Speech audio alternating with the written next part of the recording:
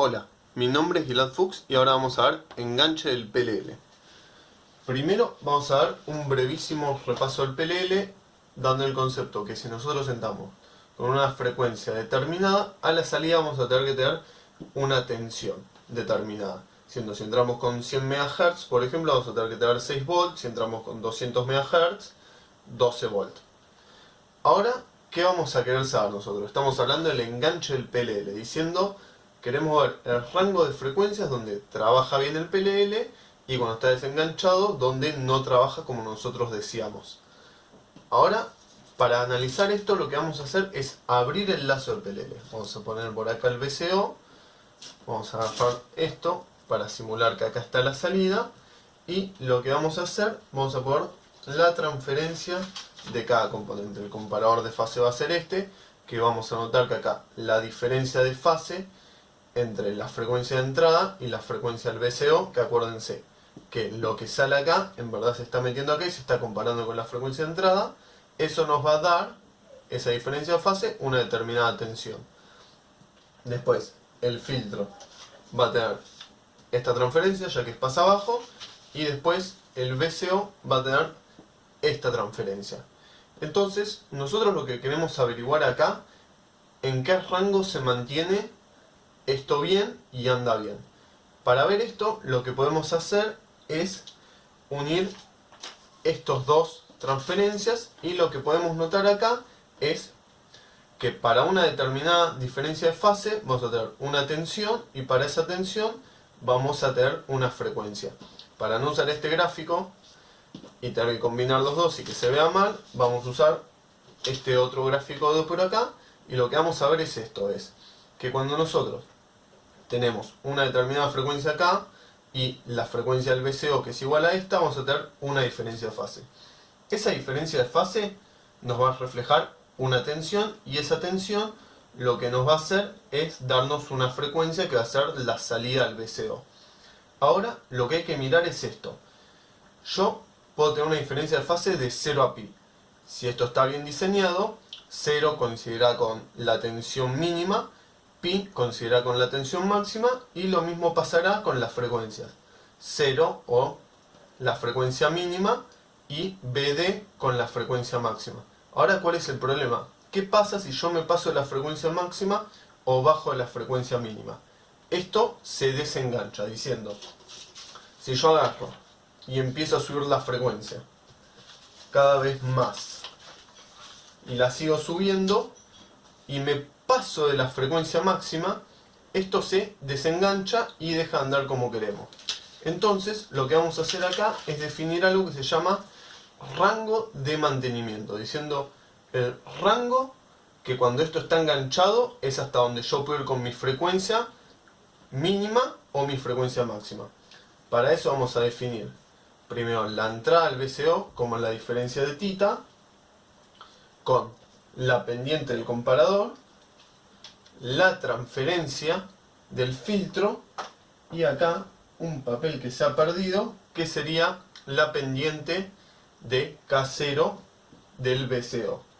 Ahora, cuando nosotros nos fijamos en este punto, la variación de la frecuencia, lo que vamos a obtener va a ser esta ecuación, que nos dice que la variación de la frecuencia va a ser igual a la variación de la fase en la entrada por la pendiente del comparador por la transferencia del filtro por la pendiente del VCO. Nosotros lo que sabemos es que vamos a estar en el caso límite, nos vamos a parar y vamos a saber que la máxima diferencia de fase, como vemos acá, es pi, después las dos pendientes y el filtro, ya que el filtro lo que hace es sacar el valor medio de los pulsos que se encuentran acá, no nos atenúa, no nos influye, entonces sería como una constante de 1 en este caso. Entonces, ¿qué pasa? Se define como el rango donde va a funcionar bien el PLL mientras esté enganchado como el producto de pi por la pendiente del comparador y la pendiente del VCO. Esto, traducido un poco más al español, sería que si yo me paro desde la frecuencia de oscilación libre, si el PLL está bien diseñado, yo puedo excursionar de la frecuencia de oscilación libre hasta la frecuencia mínima y de la frecuencia de oscilación libre hasta la frecuencia máxima. Ahí estoy parado en un rango de mantenimiento. Si yo me paso de esta frecuencia, el PLL se desengancha, diciendo que desde acá, cuando yo entro con una frecuencia, el VCO va a poner esa misma frecuencia, voy a tener una diferencia de fase y eso va a ser traducido en la frecuencia esta. Cuando aumento la frecuencia, el PLL lo que va a hacer va a seguir esa frecuencia y voy a tener otra diferencia de fase con otra celda de frecuencia. Pero cuando yo supere la frecuencia máxima, diciendo no voy a poder estar enganchado y me voy a pasar de la frecuencia máxima. Entonces, como el VCO no me puede dar esa frecuencia, me desengancho y la salida no es lo que yo deseo. Entonces repasemos. El rango de mantenimiento que estaba por esta ecuación diciendo que depende de la pendiente del VCO y de la pendiente del comparador multiplicado por pi, que va a ser el rango de mantenimiento, va a ser la mínima frecuencia hasta la que puedo llegar con el VCO y hasta la máxima. Se define como 2 omega h porque de la frecuencia de oscilación a la frecuencia mínima es 1 omega h y de la frecuencia de oscilación a la frecuencia máxima es el otro omega h. Diciendo que cada excursión es 1 omega h, diciendo que los 2 omega h es el rango máximo de mantenimiento que puedo tener. Y ahora vamos a ver la parte de desenganche. Bueno, como vimos, de la frecuencia de oscilación libre nosotros vamos a tener 1 omega h hasta la frecuencia mínima y otro omega h hasta la frecuencia máxima. Ahora, ¿qué pasa? Como vimos, cuando superamos esta frecuencia, una frecuencia de entrada mucho mayor, supongamos que la frecuencia máxima es 200 MHz y entramos con una de más alta. Entonces ahí nos desenganchamos y pasan cosas raras acá afuera del PLL. Lo que pasa es que a la salida del oscilador vamos a tener una señal que va a variar de una forma senoidal, cosenoidal. Ahora vamos a ver por qué. Pero lo que ocurre es que para volver a engancharnos, lo común, lo que tendría sentido sería decir, bueno, tengo que volver a igualar la frecuencia del oscilador a la entrada, la máxima, para volver a estar enganchado.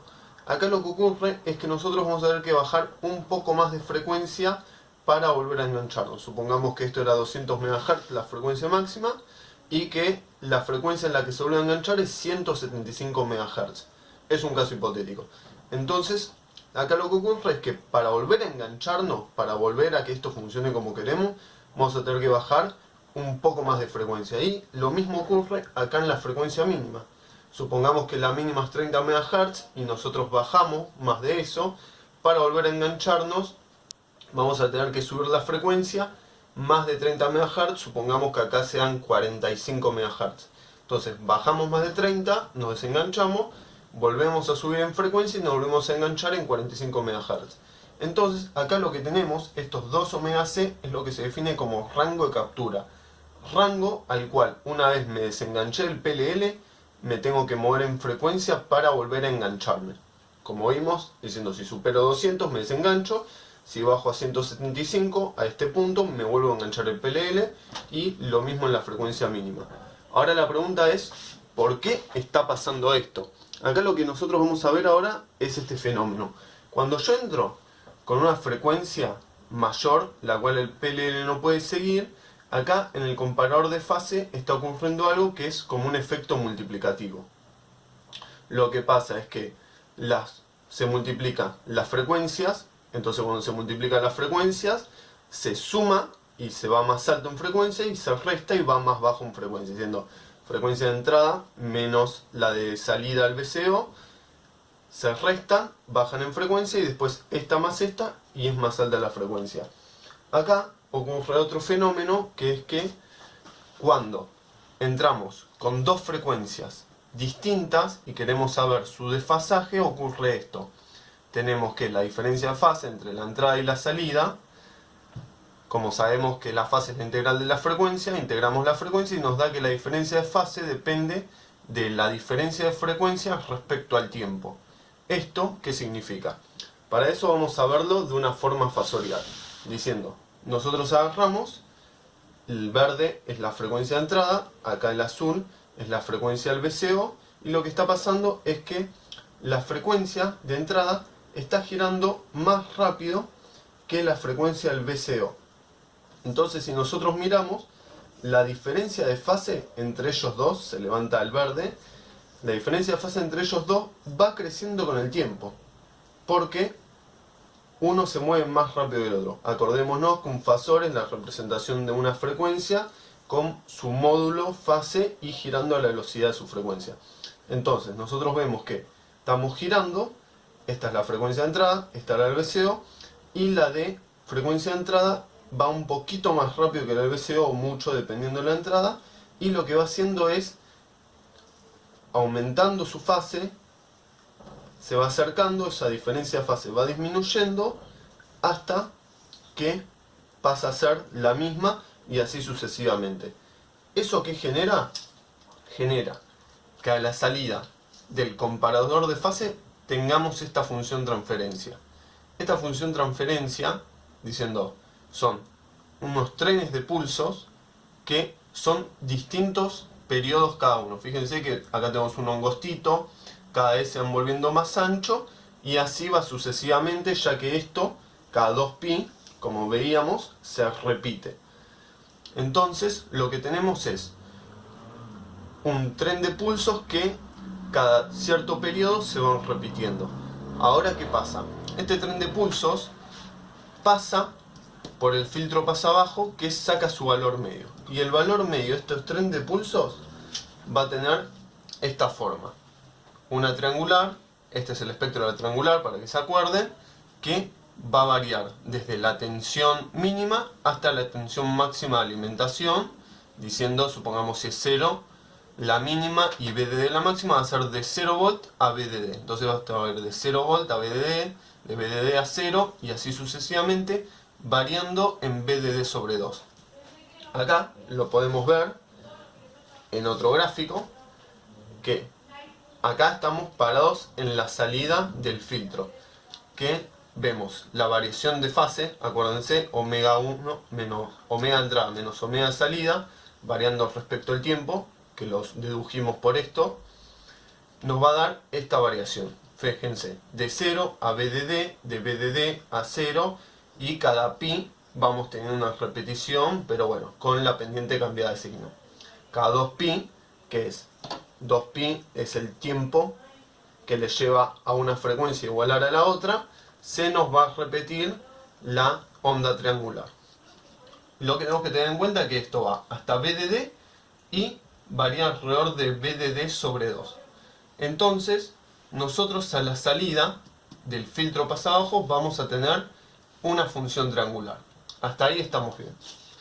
Ahora vamos a sacar estos dos y lo vamos a ver con esta forma.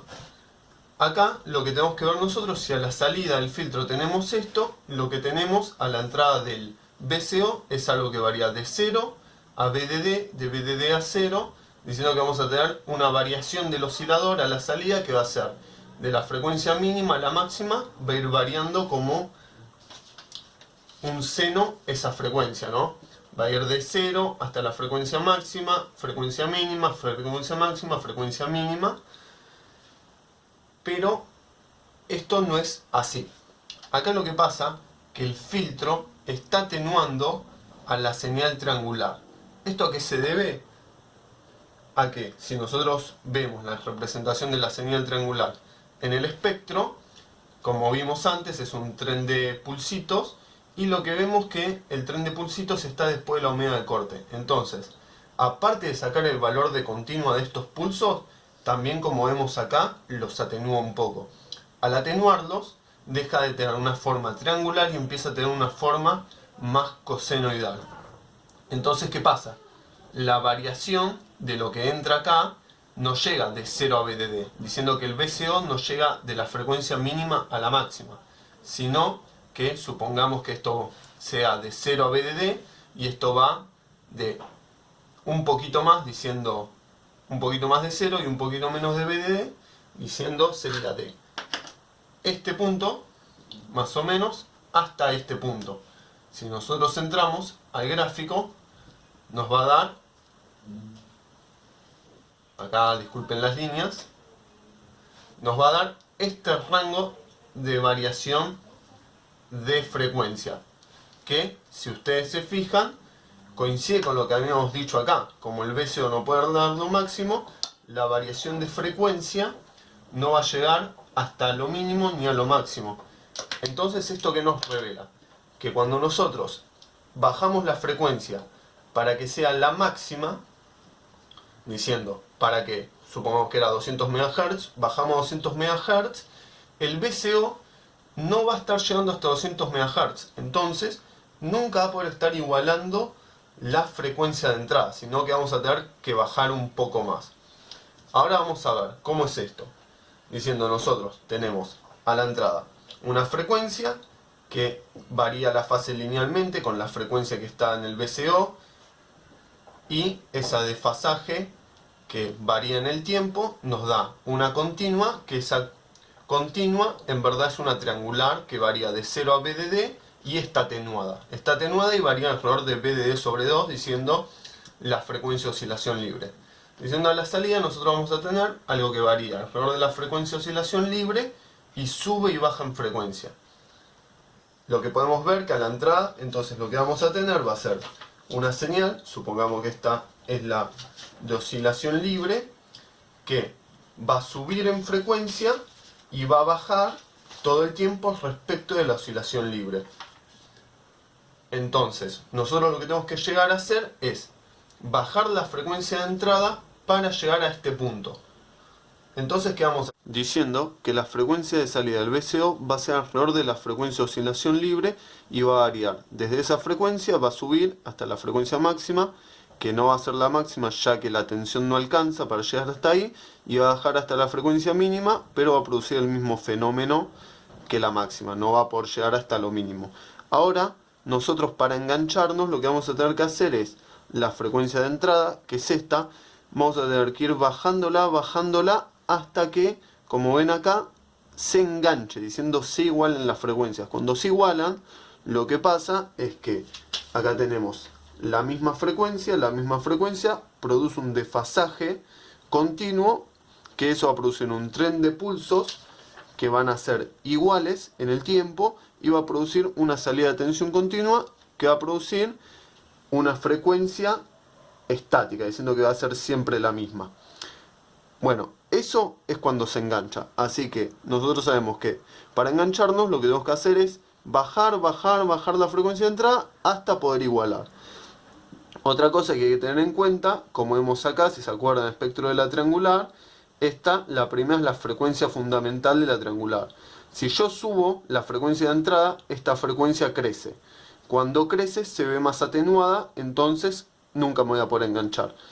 Pero cuando yo bajo la frecuencia de entrada, cada vez está menos atenuada, y como está cada vez menos atenuada, crece más en amplitud, diciendo que los extremos a lo que llega en frecuencia el VCO crecen y cada vez es más fácil engancharse.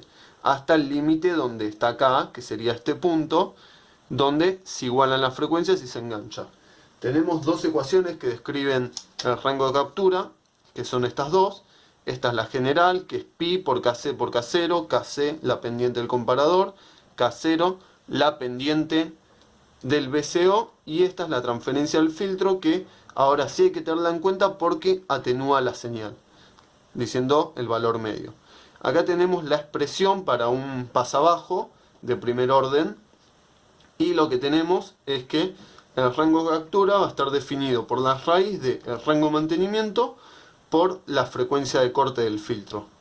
Bueno, esto fue Enganche de PLL. Muchas gracias por escucharme y espero que les haya servido la explicación. Hasta luego.